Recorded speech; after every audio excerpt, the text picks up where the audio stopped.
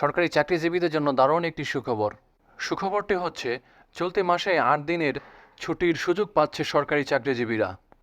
তো কিভাবে মিলবে এই ৮ দিনের ছুটি, এ বিষয়ে বিস্তারিত থাকবে আজকের এই ভিডিওতে। ভিডিওটি শুরু করার আগে ছোট্ট একটি রিকোয়েস্ট, আপনি যদি আমার চ্যানেলে নতুন হয়ে থাকেন, এরকম গুরুত্বপূর্ণ ভিডিও সবার আগে আপডেট পেতে ভিডিওটি লাইক দিয়ে চ্যানেলটি সাবস্ক্রাইব করে সাথে থাকুন, আর সম্পূর্ণ ধারণা পেতে ভিডিওটি না টেনে শুরু থেকে শেষ পর্যন্ত দেখুন।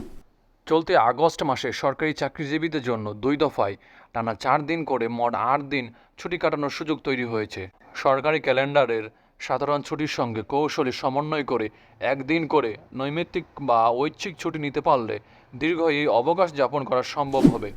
সরকারি ছুটির তালিকা অনুযায়ী আগামী ৫ আগস্ট বুধবার জুলাই গণ অভ্যুত্থান দিবস উপলক্ষে সারা দেশে সাধারণ ছুটি থাকবে। পরদিন ৬ আগস্ট বৃহস্পতিবার অফিস খোলা থাকলেও কোনো কর্মী যদি ওই দিন নৈমিত্তিক ছুটি নিতে পারেন, তবে ৫ আগস্টের ছুটির সঙ্গে ৭ ও ৮ আগস্টের শুক্রবার ও শনিবার সাপ্তাহিক ছুটি মিলিয়ে টানা ৪ দিনের ছুটি উপভোগ করতে পারবেন।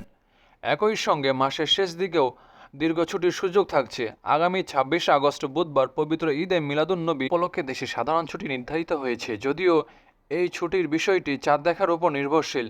এই ছুটির পর দিন ২৭ আগস্ট বৃহস্পতিবার যদি কেউ নৈমিত্তিক বা ঐচ্ছিক ছুটি নিতে পারেন, তবে পরদিন ২৮ ও ২৯ আগস্টের শুক্রবার ও শনিবার সাপ্তাহিক ছুটিসহ আরও টানা ৪ দিনের ছুটি পাওয়া যাবে। উল্লেখ্য, ঈদে মিলাদুন্নবী উপলক্ষে সব সরকারি, আধা সরকারি, স্বায়ত্তশাসিত ও আধা স্বায়ত্তশাসিত প্রতিষ্ঠানে সাধারণ ছুটি থাকে।